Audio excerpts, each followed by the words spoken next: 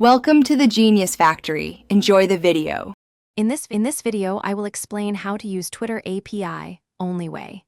Begin by choosing OAuth 2, 0 for app-only access, or OAuth 1, 0A for user actions, then register redirect URIs and scopes. Exchange credentials for access tokens securely and implement token refresh where supported.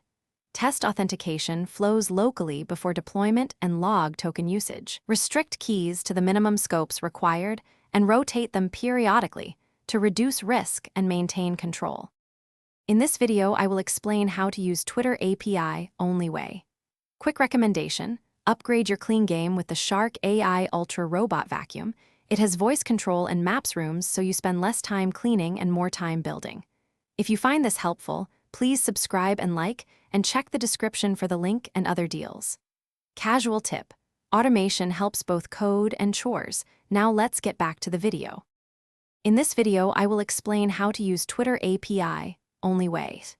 Build requests using documented endpoints, include proper query parameters, and authenticate with your bearer token or user token. Respect rate limits by reading response headers and implementing exponential backoff on retries. Validate and parse JSON replies, handle pagination for lists, and sanitize data before saving. Log errors with context to speed up debugging and ensure stable integrations.